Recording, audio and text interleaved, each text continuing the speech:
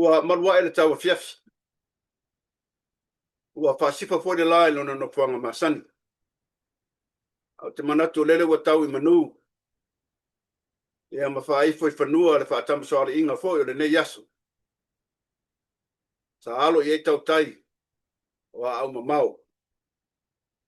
Manatu o lea ua iu manuia fe au mga ruenga. Tutonu Amerika nei. O lea ua 20 minuti te eleona non tau fiafi. Amataria fo tau tua fai pea le TV Samoa mo oilo ua tanu pele. Ile nei vai ngore aso. Ma lor soifua. Ma lo fo le tau le nei aso. Le mamalu o tātou atunu. Mai e iau sina se ia pa ia pana witi. Fifia la vale nganga e wha apelo I atu. Pa ia lau whai ngā ruang te tofia le atua. Ma lor finau. Ma lor te talo le atua. O wamanuia o Samoa. Ia. Pe lava se tafo ne neilo langi o mau melu tātou pokalame. Ia ole TV Samoa lava le nei mal pokalame masani. Awala whaafonga Samoa. Longo puia li fo I mamalu o tātou atunu. I meo tupu Samoa. Ia e whaafelo I atu. I uoma pa anga masani fo I o tātou TV Samoa. Ia e whaatalo whatu le te maitai o KT Samoa. Lofanga moe. Ma lore mafutamai. KT Samoa 2548. Ia o le uso ia toa Brown. Ia mai Wellington, New Zealand. O te maitai ia Marietta. Ia o Koloti. Tafafua. So fo manuia. Maitai ia Ruth Atshead. I sauro whaaloi. Ia o le te maitai paanga masani o tātou TV Samoa ia langi tafa pora ma lor soifua langi. Josephine Leota. Ia Jen Miller. Forty Willis and Rebecca Robas. Ia ma lor mafutamai. Ailua Samu. Miti Soli. Timu ia pai tele. Patalo fatu malanganga fia. Ia Whawhiro ai fo I le tamata ia whaopenga maua. Po ngiu tenari. Alo sina ati, ma rorso I fua. Whaftai mafutamai. Ia o Vitale Sio. Peka Aniu. Ia o Pele fua papa. Ma rore soifumnuia. O le ia po le sunga ia Tuala Sea Alexandra. Ma lor soifua. Pule whaamau, Abdu, soifua manuia. Ia matamata, ia meita po. Mora tolo whaanga o tātou TV Samoa. Ia te o tau umala whaftain mafutamai. Ia I fia foi whaawhiroa ia tu ia te o tau I le nei aso. Ole I o atu tātou vaenga o pokalami masani o le asiasi maotanga sengas. Ole vai aso te neina Pataunu ina I fuanga le ulenga sautia le whakasa I tonu California nei. Sa whaia le I Seattle. Mo le tule nganga whaaftai I le sunga whaafengainga ia Hector o wono marfatua ia Herema. Ai maset pa ia o le kālesia o le sa tali. Ta tali malo le. Ma naia mamatang fie me uma. Ma naia fo I le aso. Ia a o tapenanga ua vita to Samoa le iasa mea danga mea ai le pa fetai le pa io le kalesia tapenanga me se fo io o le tau mafa fengai le aso ia mana malu fono sa tapena foi sunga le tuina ia filo to vai vale sunga pa fengai nga malu manu malu sunga tuina malu ia makirus prosano mar fatua ia fatea ia me se foi sunga fa fengai nga malu ia tupe ai lua. Ia mana malu o pulenga sauti nei whaiwheau ma lato whaltua sa wai. O le tule nganga whaaftai. E maisele whamalo fōi pa ia lau talavau. Whaafiefianga e maisele ngā onga. Ia o le tamaftanga I le aso. Lau talavau o le kale siolo. Ngā ruru e aile. Sunga ia hekta. Po wono mara whaltua ia rema. Ma nei au lato whaafiefianga. Ia maise fōi te mamatua ia awa. tionga le te fono fo o le ka le sia le sunga ia talenga ia fiatau ia muripola ia no fo ao ma lole faftai fras marfatua ia mese to tele ole ka le sia Sava ia lava le lafo fifia ma le mata fifia ia tapenanga e mese tali fe ngai male tato mafutanga ia leu se fo ia mafi marfatua ia pala ma lota pena faftai sa niuni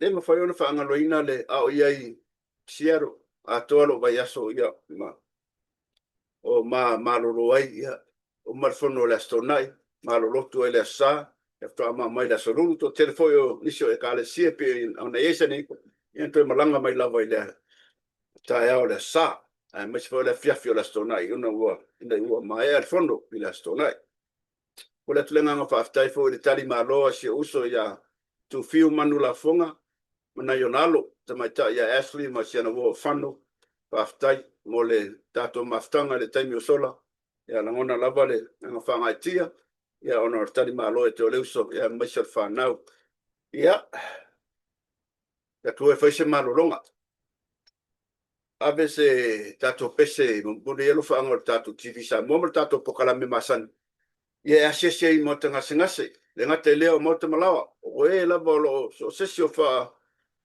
o lo mau i ngase o le tino ia whātautolia i mauta ngase po ainga fo mo le tolo whaanga le tātou TV sa mo male tatalo i toi whafo e le tuolo tau malose mai lava i au sina se o lava se pito i titi o le nei tātou maftanga ia pese le fitaina mo tau malava tau ia o se vai malu ia o se whiau malu e mori atu ia whaangalo ai nisi ti ngā mangase ngase o le tino Taliu mai, na tātou whasoalea, mo te mai tai a langi ki o somo. Ar pese rea mo te malava.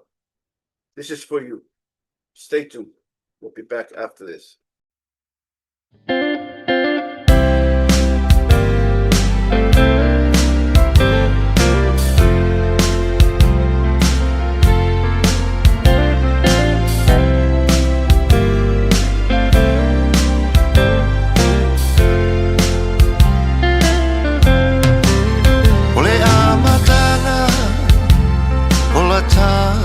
MAFUTAGA sa o ia o ala malama whaapongai o le alofa ina ua mawhana ai tali mai i tinga maloi mata wafatia o la umalanga i pea o le sami ma o sautia i le sau mamatangi le ai se toa e mahui ai i puanga na o folinga i taimi uma toto maita he mawalunga le fa'aleanga ai ua le talia ina le tomaanga o ala le tua ia whaia na o mea lelei o alofa na e tali i o u alofa nei au mai le tali sauni atu famisiona ai o te loa o le a le ai se pona pe a MOTUSIA o tula fono ua saunia o la gona ia e toe awai ai lo upia pia o elo sei sa o tiwai ini usila nei te manatu o mea uma ua okei atoe manatu i o folinga e ata ata ae lafi mai i totonu lo leanga Aue musue falu maina mata wale aina Lelo fa ua fa avalea Yo folinga Pe aisea Na e ioe mai aia ita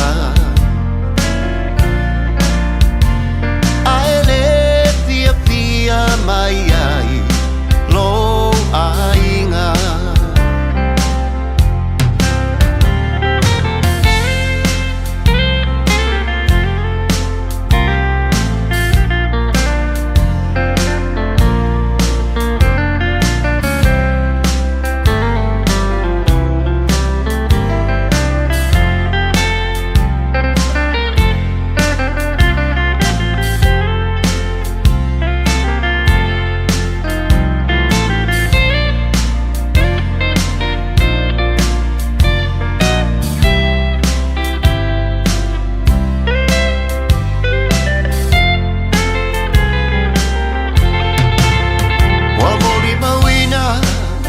Le MAFUTAGA ele toa tele Paulea o la umea lofa O se pese Pe o se aso Te toe langona le ne itinga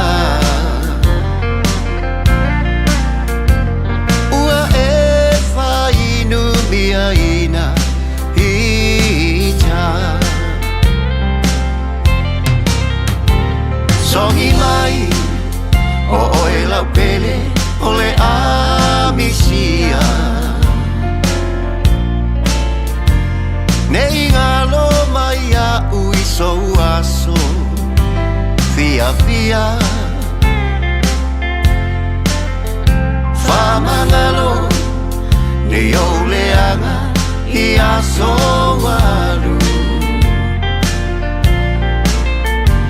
Tofa ia manu ia oi ai o lau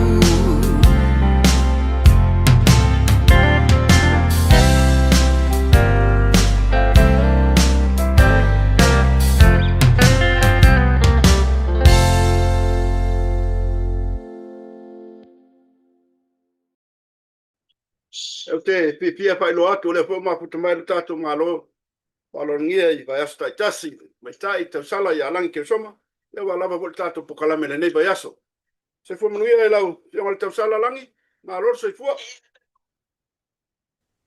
Oi lo fata nei na so ia fatalo fat foi le pai ma le malu le tatu fenga pa anga fai ona ma me tata por kala mele nei aso fai Ya, malo faftai family atu langi me mo family atu lau fionga ona ua tuai tapu kala mele nei vai aso o le afto a Tau tunga sa fai fontanga e karisia ia fa momoa be tam fa momoa. Ya, faftai. Ya, ole la tatala me fasolo langi. Ole sin momoa le mori anga yo. Falonga suma reiba mori anga lise. Smith e faftau le tau pule ye nei ilang ke. Si faisa song nanga le ba anga fa mo le lang. Ale ia mana tu foi o stene le o lise Marie Smith ia o se tate ko le na mo ia fa tasima. Ia male sunga fui ala auli, ia mandisi fui whamasinonga le futo a mai atu.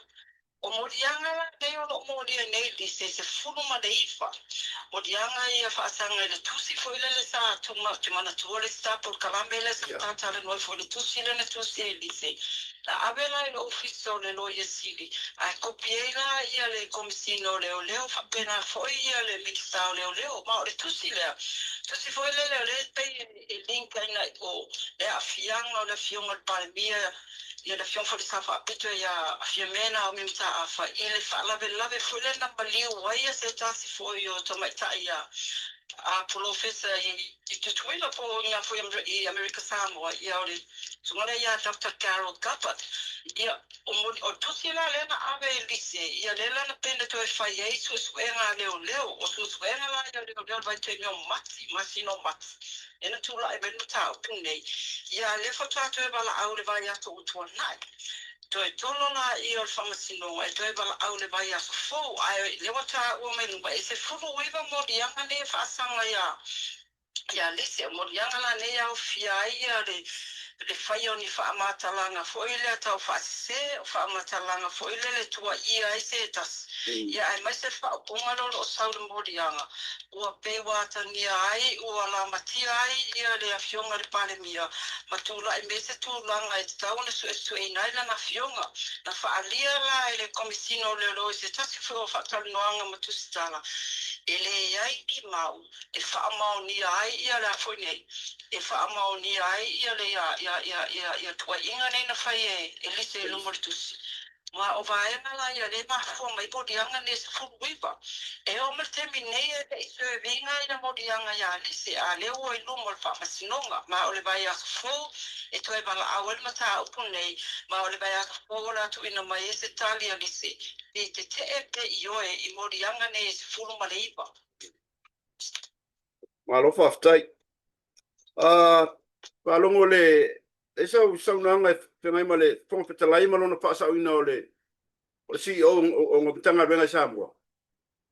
ia o le tasuna na ma ka o pusa ta mo film ma to felo inga le fta mai a tne ma te ta e va nga fa o fai ale pa to e le to Samoa tasi e te ia tangia mai tu fetu sia inga ne fa tino o fa tonu le CEO por sili o le matanga gwengo tupe le to e fa fo ina mai o ta vale o lo fa nga ina e fo fetalai fa ta sia i ma fta vale lo fa nga ina le sui fo fetalai o le vai aso taluana tura le fala lave na faina ai le tavale le lo tawa ina polo faunga ina le sufon fitalai le la ia le tusila na tu pe se demanding letter wa ave oil fon fitalai ma le sufon fitalai to fa fo ia to meto tino ne al malo pe tai o le na fa manino mai te tono le tusinga le felo tusi o la wa fono ele pule ina tuitua ia whaipunga o mata upu tau le palimene po le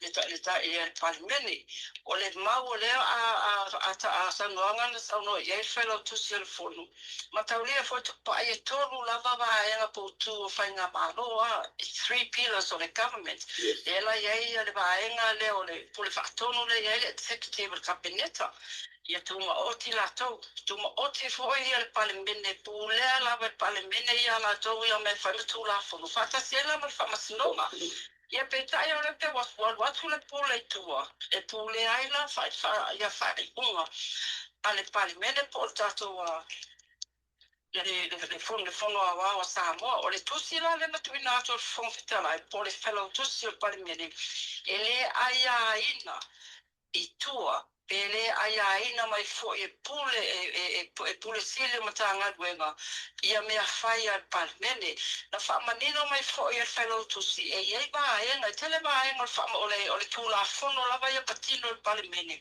o lo manino mai ai e tu sala ke wa fa ta apel palmene ai tu mau lava ia le taavale ale fonga fetalai ma le sui fonga fetalai tu mau na mau to tongi i la ua se longa lava ua whaatau toa ina se fonga fetalai fong o se isi whainga maro ona whaato a le liu leo le tu la fono pe whaato a whaafoi le tutonu o a seta alo whaanga ina e le fonga fetalai ma le sui fonga fetalai o le tūranga la rea mai ia le ngatala le ua whaasao e le whailau tusi le fono ia puresili nei o matanga luenga nei.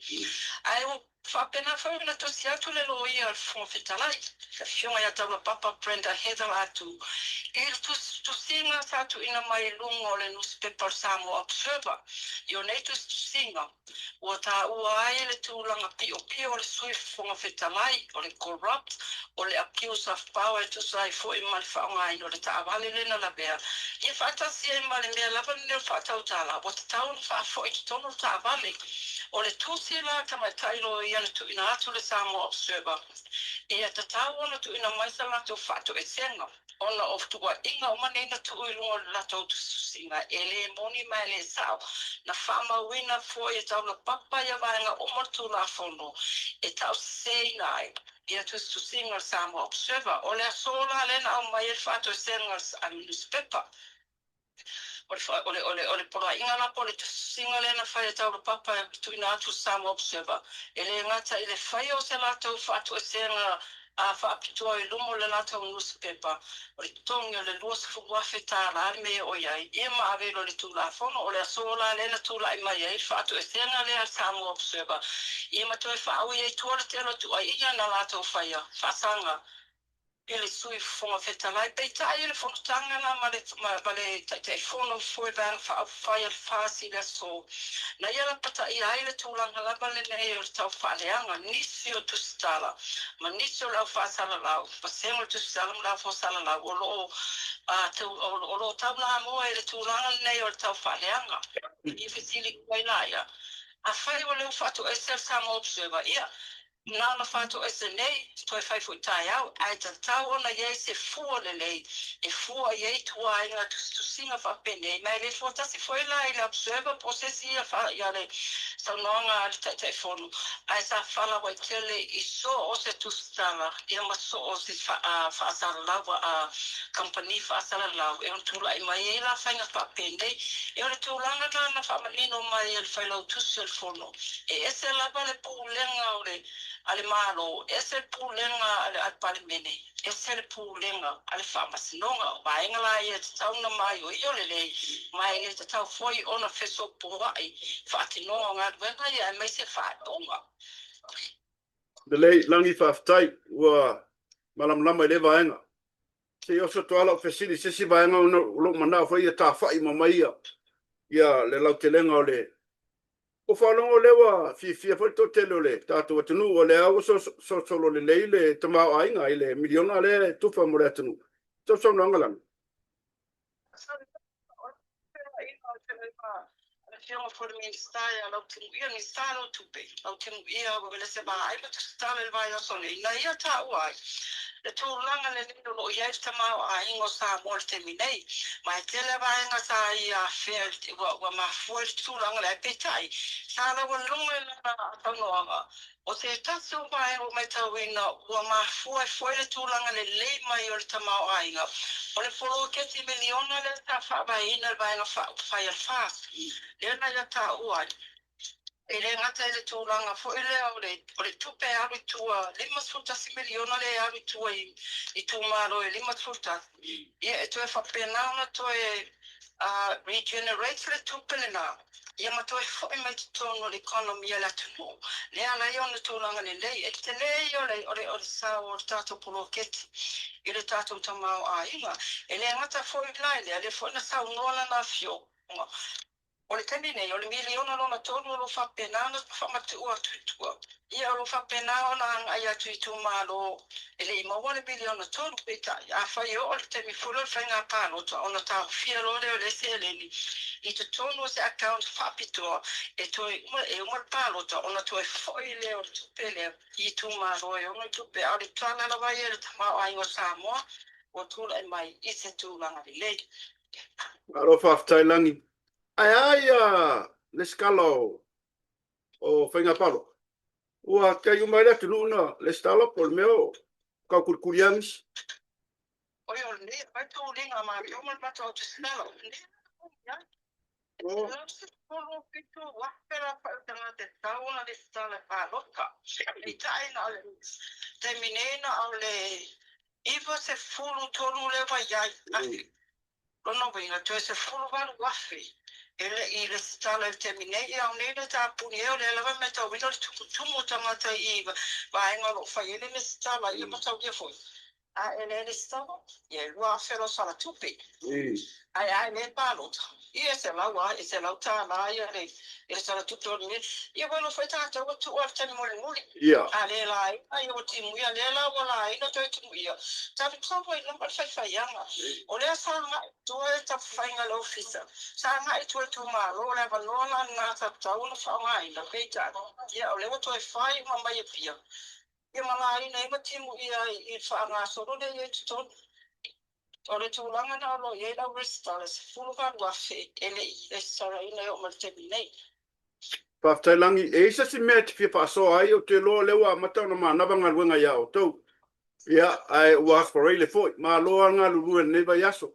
E isa si mea te whiwha so ai ai. Ke roi te tau te lenga ai so lua vai as fulu wa tau te lenga update. Ia, whaftai langi, pe ano whaatu o lewa manawa o tau, ma loa ngā lua neva yaso, wa whai whainga ruenga, te amu ngā ruenga. Ia manuia lava le weekend, ta wheroi vas fau langi whaftai mafuta mai.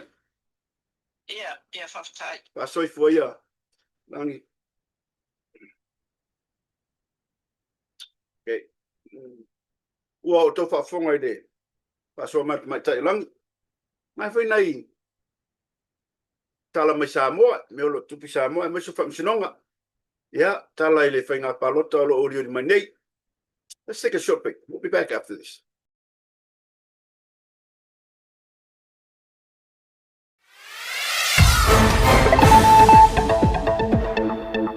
Is cooking.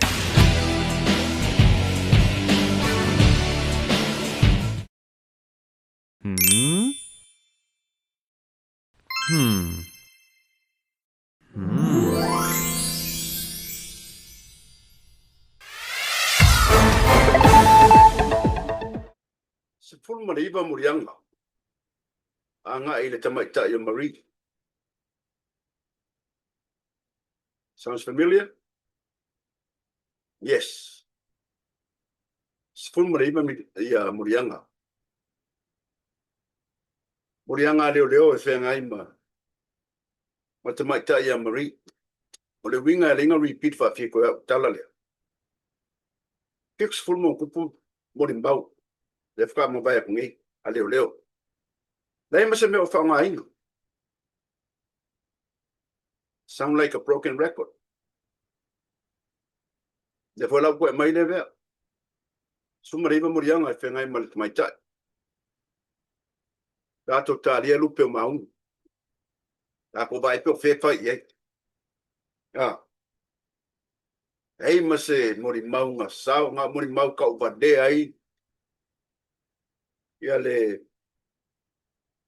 kanga ruenga o leo. Le se whaka umakungi. So unprofessional. Le foi lau koe whai ime.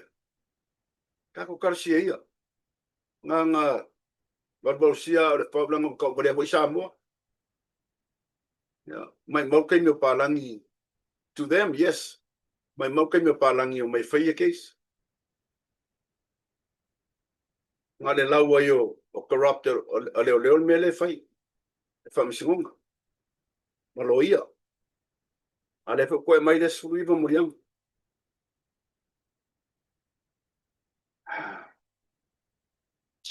Le leita mau ainga. Olo ka le fia whare le pudunga api whoringa. Ia, o mai complaina, meo kankale mea, e a malea mea. To me, I think e alanga e makipa, o lou le ngadue. O ngā waku le pro keke milionga e ale malo. Ma me whai e ngā ruenga, e ke ngā rue ei. Ai makipa, lo wingo lo le ngadue. Nangare mai kau pe lungo ape foringa pa mau lengi me ai kam ka so fuanga fai malui ai lo kam ka so fuanga arunga rue al mele fai mo de ba ai Pilikaki ala me danga Pilikaki le fai mo ke Pilikaki ma ko Amerika angan me masange kele me ai of course Amerika kele me ai ya fai nga be se Pilikaki me nga ola ma ye ka ko Samoa pe kasi apa ya ma fai nga ngalo le ulanga ngola ma ye fa suale apa ye ma ko le ya ko swa vai ane lesa aya e ola fia pe makiva ai ola fia al melo ye ngi upulanga vai kemi ngi o kele me mo o so onga fai a fai mai makiva e ana makiva le nga yoi amu yo ko kele me fai me ngi vai ka ko kai a mako kang ye lima makiva ai ola fia le se popole ia me ku mai fa pe le se popole fasio kangaka pe me fua fasio kangaka fala la mai fanga lungo apio foringa wow elo ele o ia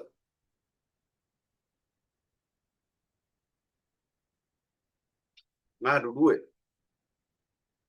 due se ki kangia yo lima ke le kausa ili fo se me se kangaka kangia yo lima nga waku milionga waku ya me fa nga renga malo e fa nga ya mu ngi mai ka ya mako mesal mako nga ku pulanga fa solo mai la ngai kuak ngai kamo kengi ngai au mako ni tenga ya mreamo le ka u tenga ya mreamo le pero ngaka aya ola fia le se ola fa lo ola fia me ala kalbo a nga sa e kalesia pa mangia le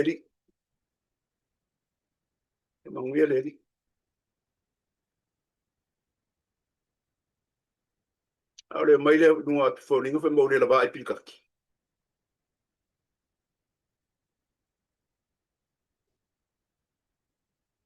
me ainga fo ai le kau se soi fo marola malo se ka ko le me ka fa leanga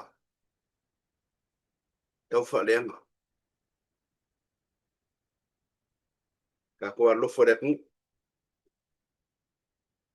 alo fa ya Samoa paloka mar poko mar ka mai keringi mo me kupu mai ya sai se ai mo se ka ko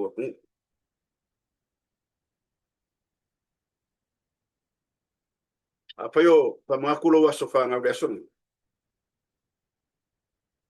pa mga pule ko lo waso fu pa popong iskap sanga skele waso fu marola ai mo so mafkanga fenga i mainga mo mai kalesia happy birthday tika inga special mo kula me pesa sa mo yo fa mga kuma aso fa nga ngias mai are pepe kawai se o pico maku ya mangielo was so for happy birthday to you all and here's to you. We'll be back after this. Samoan, o fiaro yan. O lele fai pinapang ka fiaro yan. Fai mai. Say fai mai. E ya mi pinapalo ka. Ano yan? Awo ko kisi akay. Ako su Mr. Malo Samuel. Hi, Mr. Kangpao.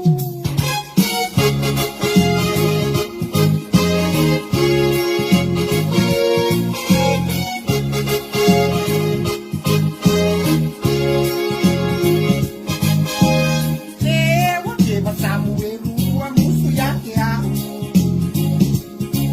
Kalu ai o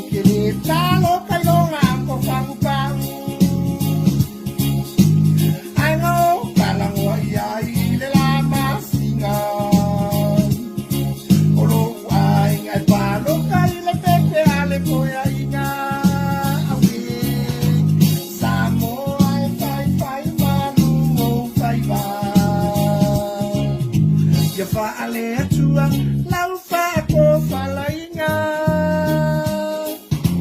Maia e nanga puainga Ke kia kolo yo se familika I umange o le pano ka te aksio wainga Oso e se lo anu se pelo a MTI o e pese paelo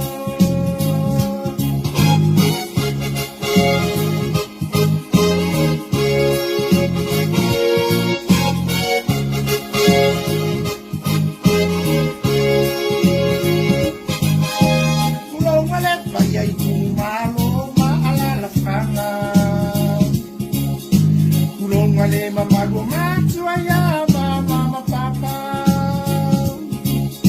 Wo kapaka uangale kukulanga Fa mole mole koe malawi Kole tenye mane kama Yo Le fa moe moe le ua koe ne yong yanga Fa yama malu Te kau kala ko imale aga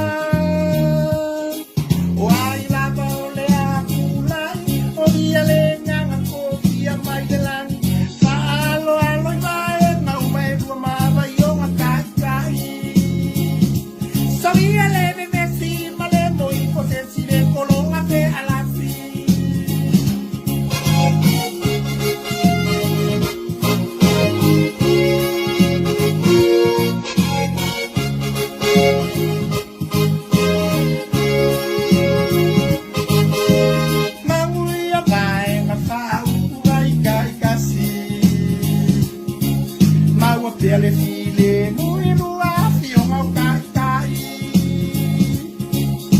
Le ai se au mau ngi ai o aku i le langi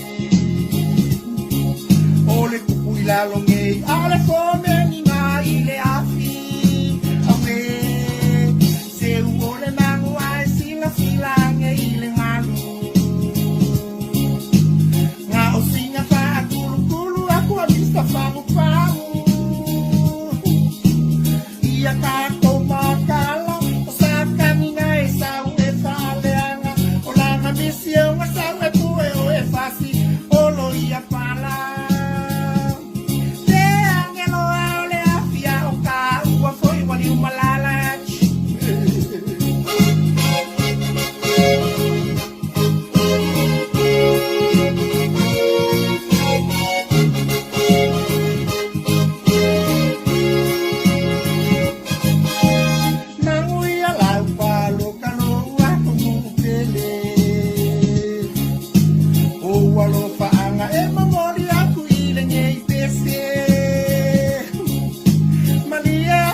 Pe ai se sasi foi ua sala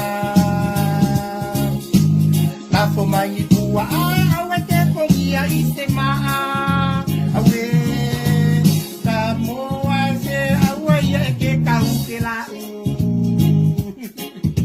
Ke a kaka foi e fasa mai songa faya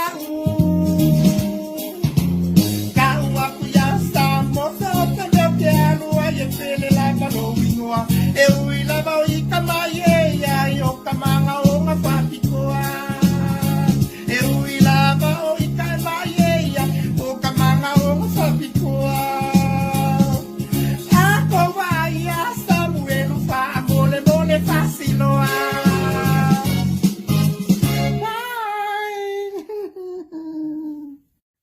Malolo sa Samoa Asolusu mariba kuso Masin fau O le awhai ele tina fundraiser ale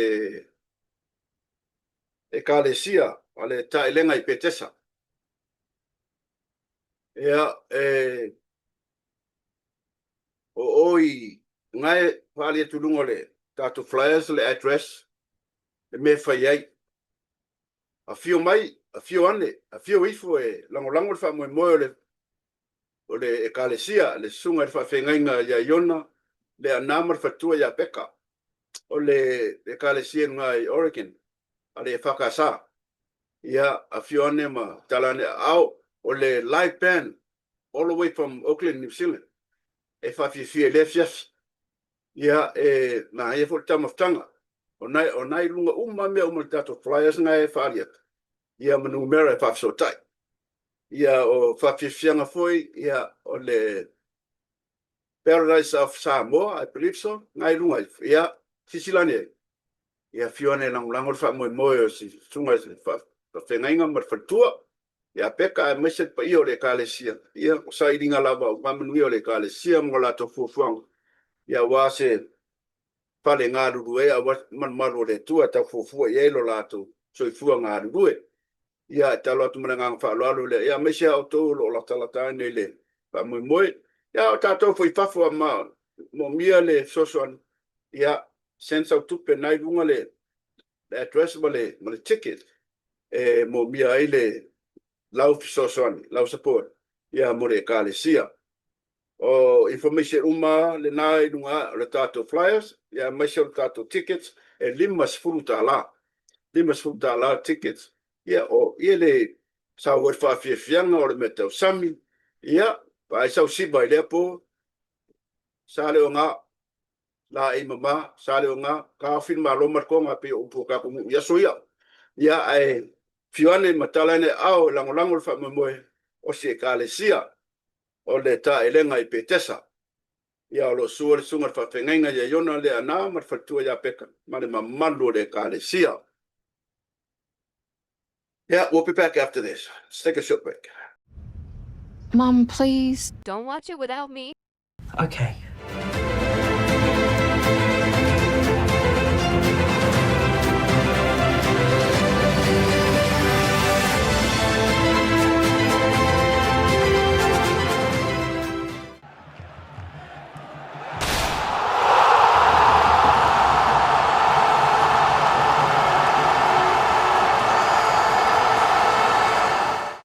Malo whaftai.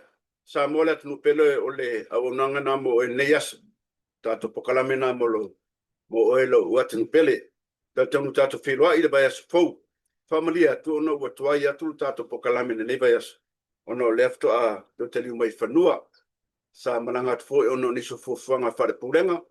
Ia uai manuia. Tato whiroa i le baias fau. Ma wa fo telefo ia mai le tamai tai o langi a wala wala whafonga. Ai monita ni ia te manuia lava le weekend. O dio ni mai fe au manga ruenga. Ia mese lava le asfa Julai a tai au. O lo whamna tuina i American Neo la so fua American sa loto e American. Ia tau tō nāma tā tau le ava. Ia ua le so na whaia le aso whanau Amerika. Ia whai papa kiu ma tā whanau ma inga. Ia tangare ingu a kasi perua. Drink to have fun. Not to get drunk. And be stupid. Yeah. Happy July 4th. Manuia las wha Julai. Manuia foi wha whonga na tātou. Tanu tatu whenua i vas fo. So i fo mai manuia.